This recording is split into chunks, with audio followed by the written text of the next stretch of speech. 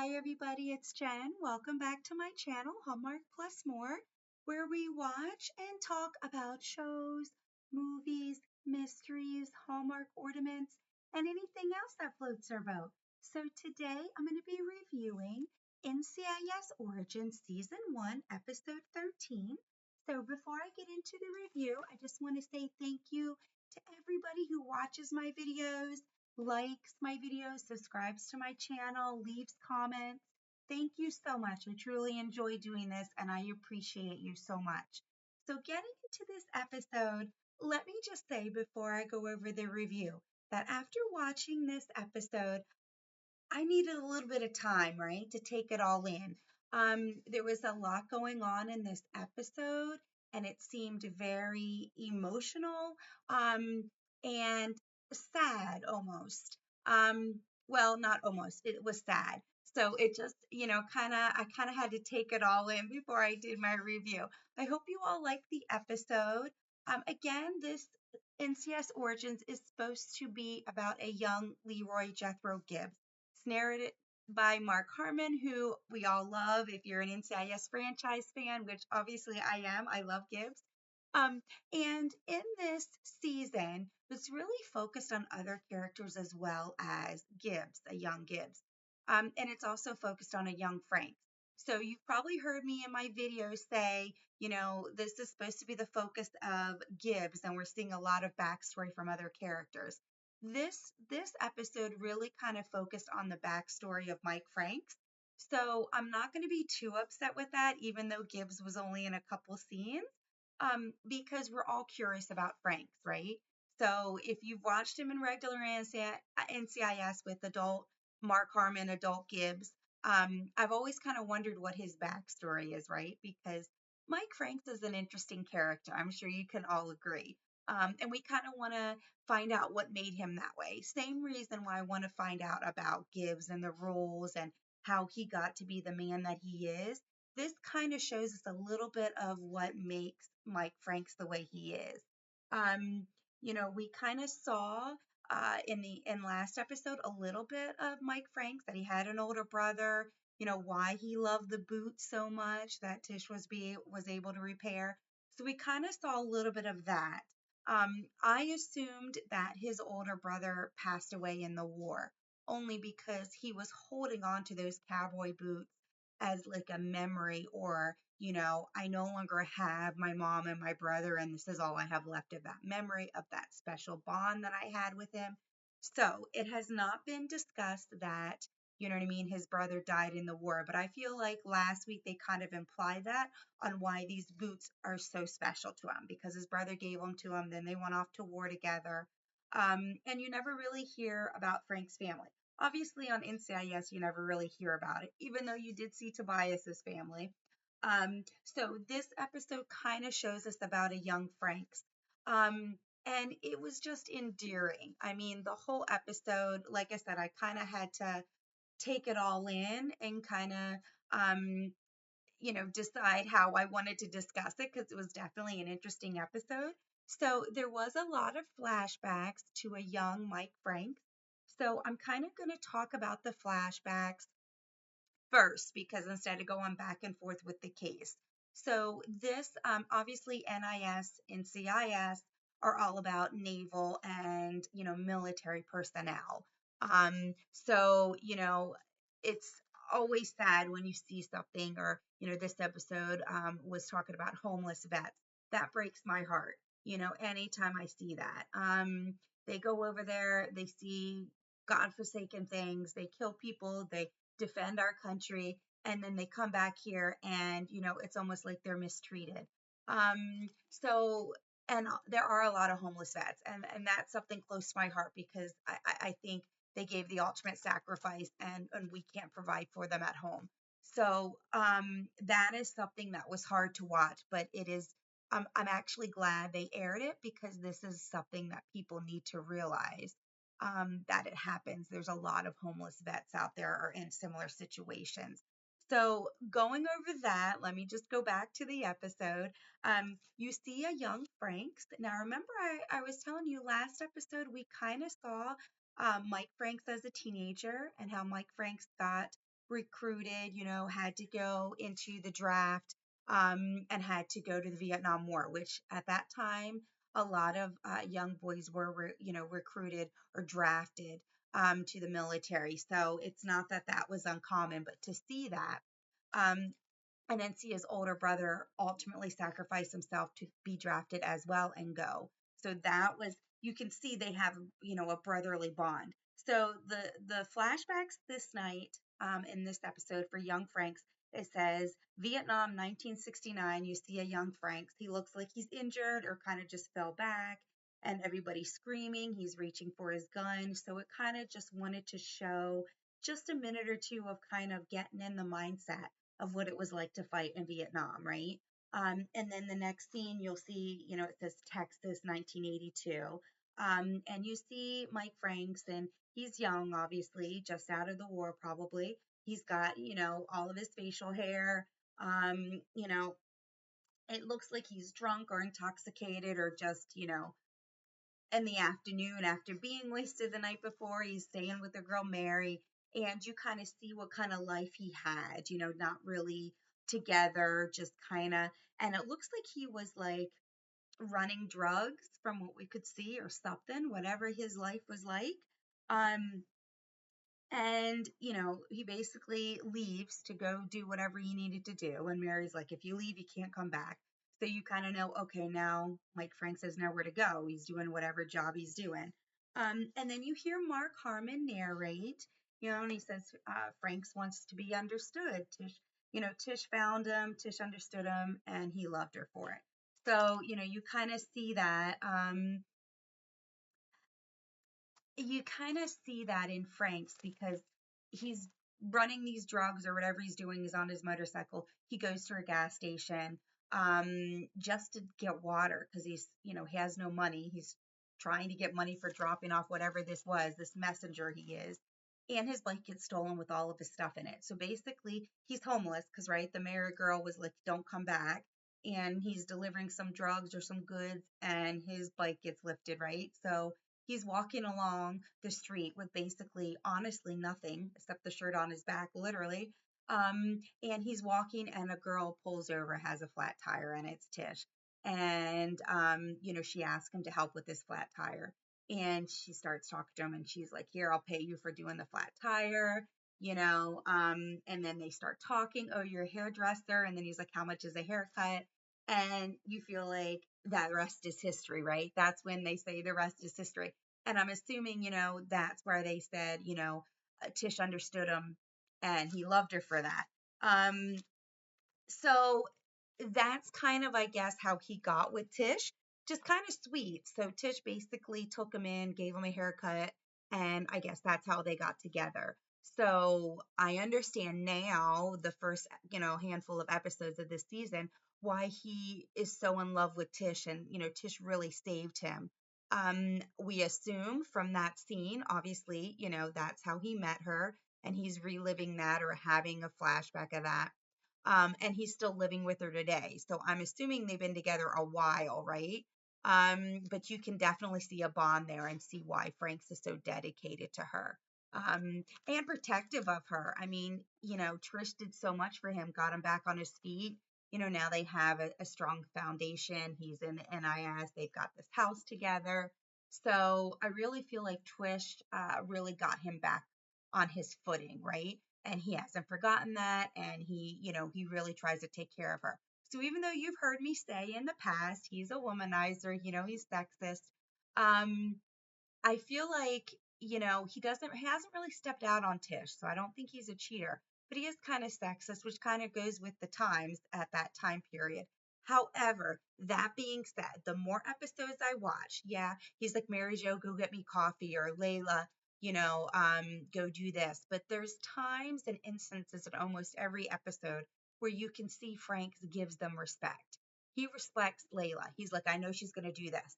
Like, he knows Layla is a good field agent. Like, I don't feel like he belittles her as much as he just, you're a woman. But I think he respects her on her team because there's certain scenes where he's like, he says to Gibbs, no, Layla knows what to do. Like, she's doing this on purpose. Like the scene where they were undercover. why is she acting drunk? And Frank's was like, no, she's doing that so she doesn't look like a threat. Like Layla is a smart agent, and I feel like Frank's respects Layla as a strong female agent. Same thing with Mary Jo. I feel like he has that love as like a sister for Mary Jo. Love Mary Jo. She's one of my favorite side characters.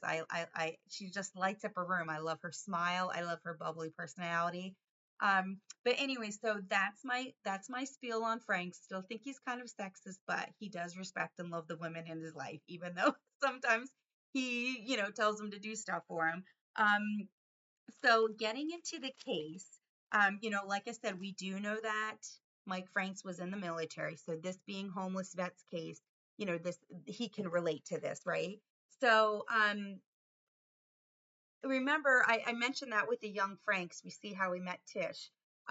So getting into the case, like I say, was about a homeless vet.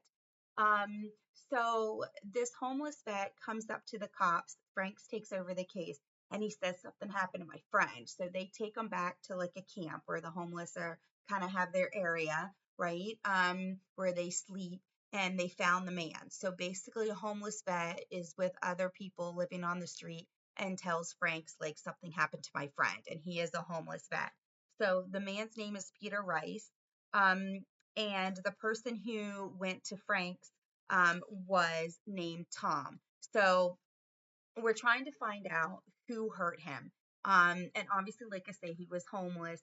So he got hit with a brick, is pretty much what they're saying. Somebody hit him in the head and killed him. So, you see a detective come from the PD to try to help because there's been other cases where people have beat up homeless vets, which is terrible. Why anybody would beat up anybody, but nevertheless, a person living on the street and a vet, that just breaks my heart. But apparently, there's been several cases of somebody beating up on the homeless.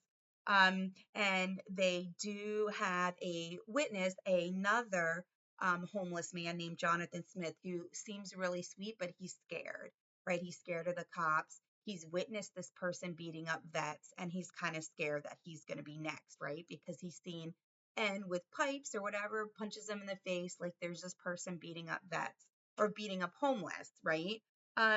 So they kind of go through the case and they find the person that's been beating up vets.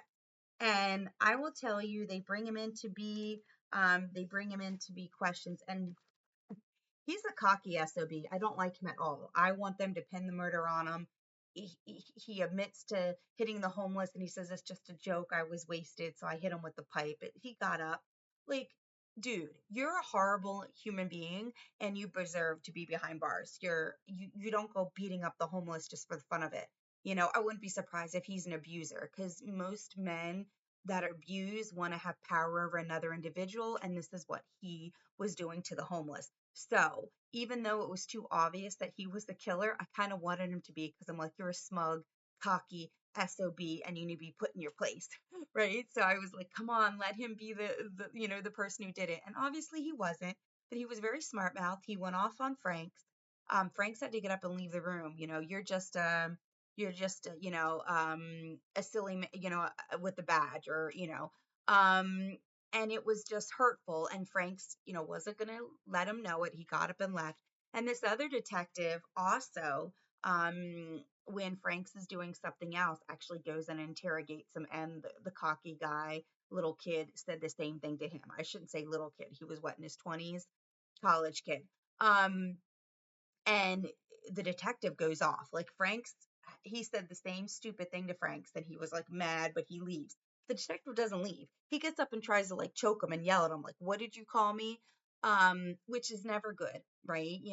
It's hard to be called names or for somebody to get in your face, but you're an interrogator, you're a police officer, you're a detective, you need to keep your composure. And even though Franks was pissed, he still left. The detective went off on him, right? So it's never good because now Franks has to deal with it, right?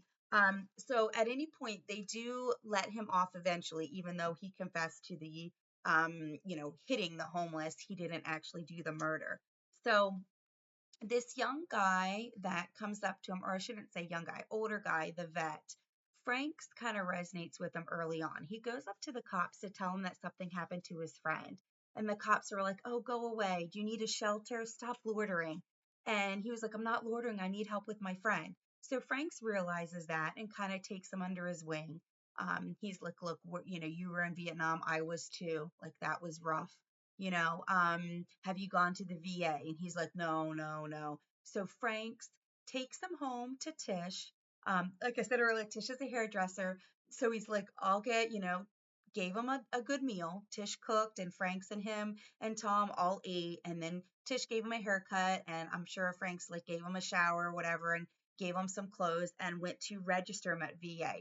So, the VA is great for vets, but you have to be registered, right?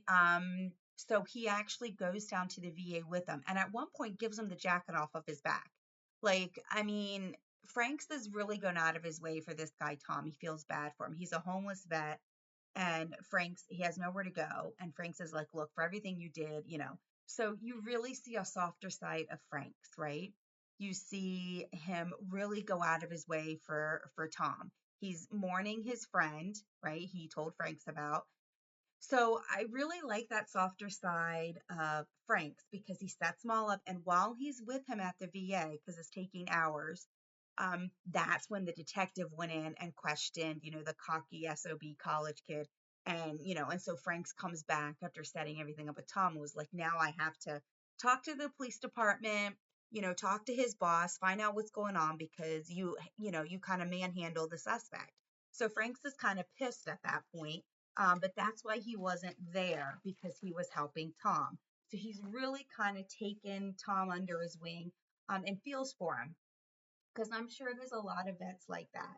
Like, you know what I mean? You go over there, you see all these terrible, horrible things.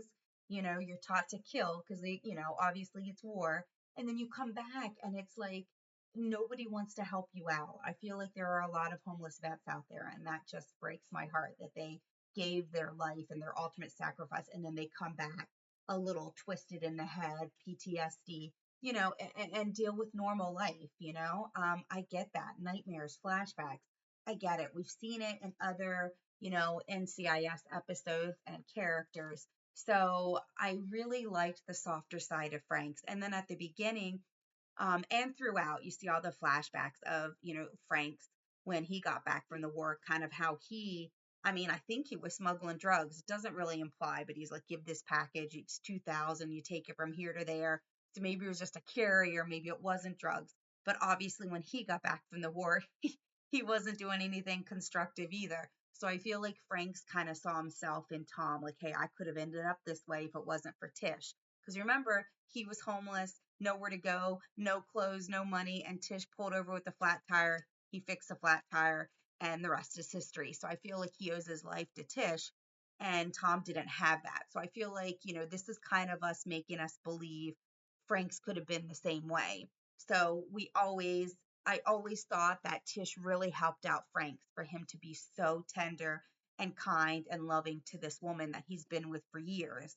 Kind of implies that. But one thing that was kind of interesting was, how I said he was helping Tom when the detective manhandled the suspect. Franks comes back in and he actually says, how did this happen? And of course, Layla and Gibbs is like, I'm sorry. And he says, sorry is a sign of weakness. And he's like, that's from the Duke. You haven't seen the Duke? But I loved it because adult Gibbs, Mark Harmon, NCIS, says that all the time. Apologizing is a sign of weakness. Sorry is a sign of weakness. So now we at least know he got that rule or that quote from Mike Franks because we just saw him say it. So I love that. Hopefully, throughout the series and episodes, we'll find out more little things that the adult Gibbs does and where it came from. So we know sorry is a sign of weakness came from Franks because he says it right there. Um, and after he gets set up in the VA, Tom, they set him up in a shelter. So, I mean, he's there. So he's signing him up at the VA, and the person even says, I'm sorry, we're short staffed. It took so long. But he's like, Special Agent Franks, I'll tell you where he ends up. So the VA kind of knows, like, hey, a detective, a special agent is helping him out. So he gets in a shelter that night. So that is, that's great news too. So you're like, okay, this is kind of a feel good story, right? He gets put in a shelter. Franks kind of helps and cleans him up. And then he gets a call that there was an incident at the shelter and he got in a fight with somebody. And then Frank sees him and he's like, yeah, I got flashbacks. Like, I didn't mean to hit him. It was like he thought he was at war. Like, PTSD is a real thing, and I'm so glad that people are getting help for it. But I think there's a lot of veterans out there that need help because, like I said, you don't come back right. Like, you go over there, you see those things, you do those things, and then you come back, and it's hard to get right in the head. So like I said, PTSD is a real thing, and I think a lot of vets struggle with it. So Franks was like, I understand you got into a fight, not that you were wanting to hurt somebody, but you got that flashback. So he looks into his jacket, because remember I said at one point Franks gives him his jacket. Well, he left his jacket at the station, and I guess Mike Franks gets an idea, and he looks in his pocket jacket or the sleeve of his jacket rolled up, and he sees the pebbles of the brick that killed the guy. So, Mike Franks is standing there going, this Tom guy is really distraught over losing his other veteran friend. And it turns out he's the one who killed him and he doesn't remember it. So Mike Franks has to go in and basically tell Tom, like, look, you know, we found the remnants of the brick. You were the one who killed your friend. And he even says, almost sobbing, like, I killed my friend. And he, and Franks is like, I know, you know, I know it wasn't you, I know it was the war. Um, and, it's just sad because you see this, you see him struggle, you see Mike Franks get him set up with the VA, and he doesn't remember the fight at the shelter. Like I said, it was just like a flashback, and he must have lashed out. So, like, he's like, I'm sorry, I hope I didn't hurt anybody, I don't remember it. And Mike Franks says, yeah, I know. And then just Tom starts crying, I killed Pete. And then, Mike Franks was like, it wasn't really you, it was the war. So I mean, I kind of wrote down those quotes that Mike Frank says. It wasn't you, it was the war. And then, Mike Frank says he's going to make sure, that they take that into consideration with sentencing, that he's suffering probably from that, right? And then this broke my heart, and I wrote it down as a quote because I want to make sure I get it correct. Tom says, while he's sobbing that he's realizing he killed his friend, Tom says, they train you to kill. How come they don't untrain you when you get back? So that stuck with me because I think it's an excellent point, right? You go through all this military training to go over there and fight in a war. And then when the war's over or you get injured or whatever the reason is and you come back to the States, um, you're kind of messed in the head, right? I mean, you just are. Like I said, you've seen these things. And they don't untrain you when you get back. I mean, you're considered a hero. Unfortunately, very unfortunately, back in Vietnam times, you weren't considered a hero. You go do all that, and they were booed in airports. They were bullied, and it's like they just fought for our country. So, and you kind of still see that in 2025. People don't want war, but you can't take it out on the soldiers. I mean, they're only doing what they're supposed to, especially back in Vietnam times, because they were drafted.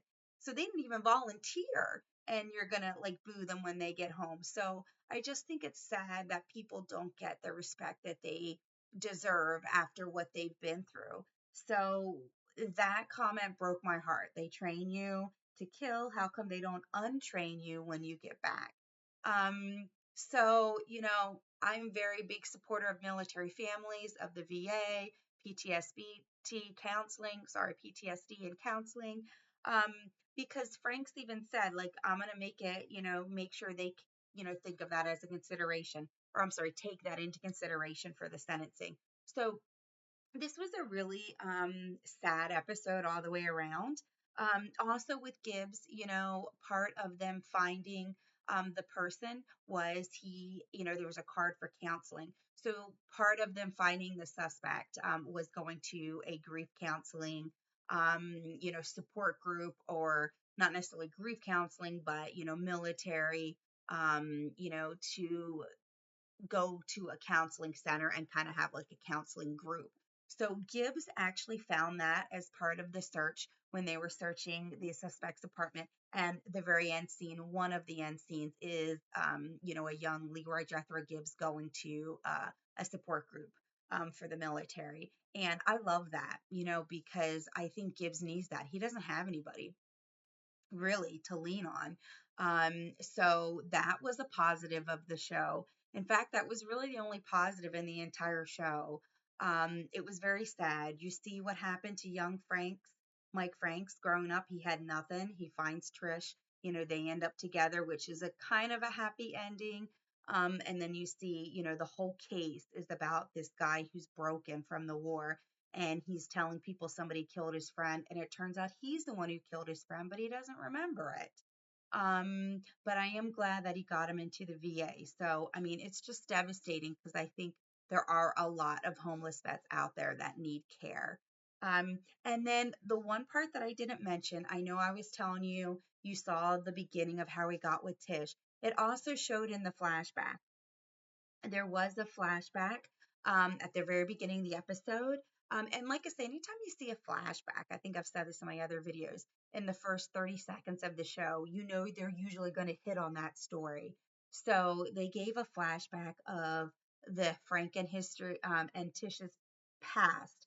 Remember what happened to Tish, right? We find out in earlier episodes that she was raped in a parking lot or a parking garage, and they never found the person who raped her. And, Mike Franks wants to look into it and find out who it was.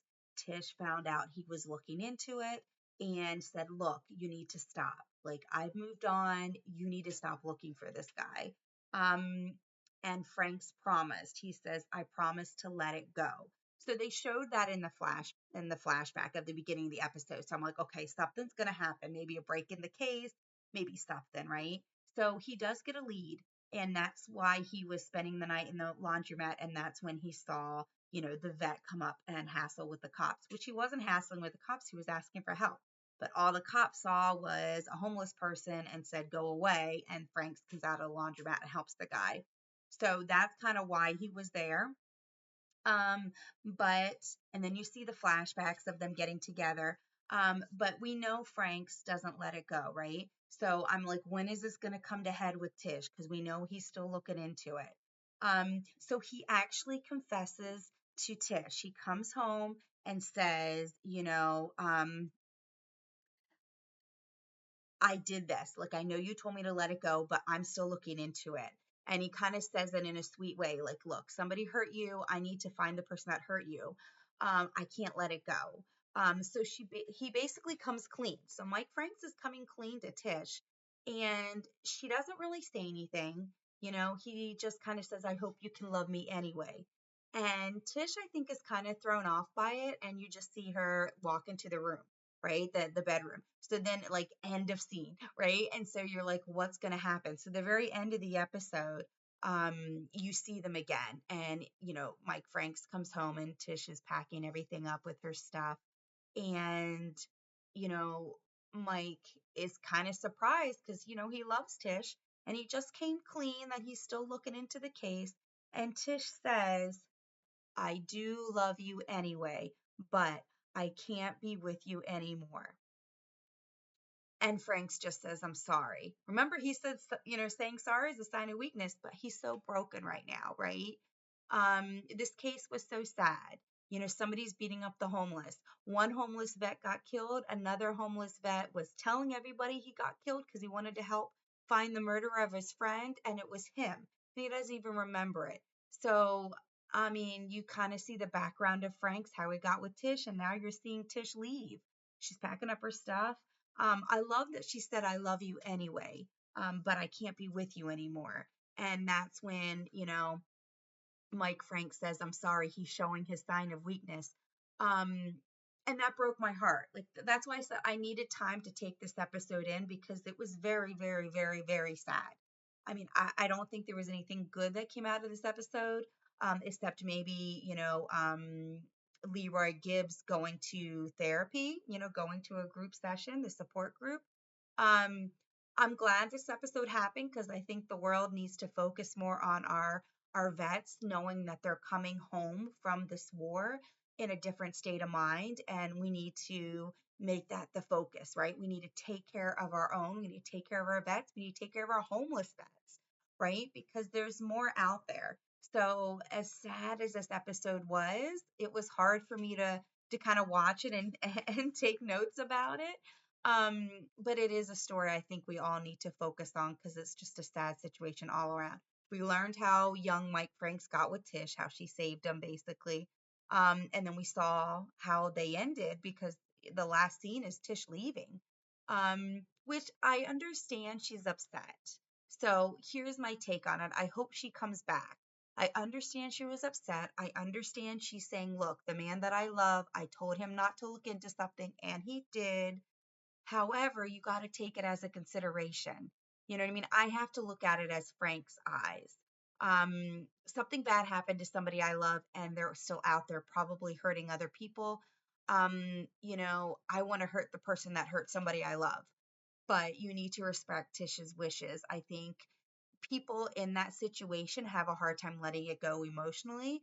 And if Tish has let that go, him talking about it is just bringing that up. And that's a very terrible and emotional situation for Tish to relive. So I understand she was upset. You don't want to keep reliving that terrible thing that happened to you. Um, but I don't think you leave Mike Franks. I mean, he's trying to do a good thing. So this episode really didn't focus on Leor Jethro Gibbs like at all. It was all about Mike Franks. But I'm okay with that because Mike Franks was a long-standing character in NCIS. And you do always wonder about his backstory. I have, anyways.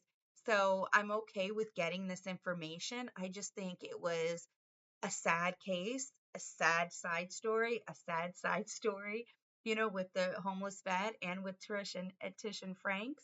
And the case itself, you have this cocky college SOB, that you just want to nail for something. And he walks, I'm sure they'll get him on some assault charges, but, he didn't commit the murder. And you kind of want, some cocky college kid who beats up on homeless people for fun, you want them to get in trouble. So even that, like, I wasn't happy about anything about this episode. It was just very sad all the way around. I'm glad we got information into, a young Franks.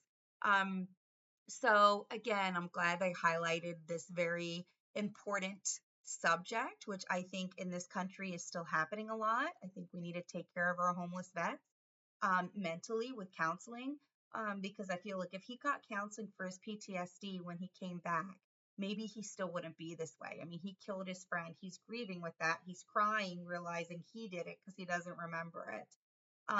So I feel like we really need to take mental health seriously. That's all I'm going to say about that. I hope you enjoyed the episode. I know I kind of rambled because it was a lot, like I said, for me to take in.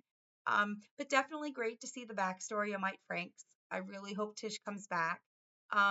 Maybe this is why Franks, goes out with a lot of women. Maybe Tish doesn't come back and it kind of messes with him and you see him with all different kinds of women. I mean, who knows? We don't know what happened to his personality once Tish left.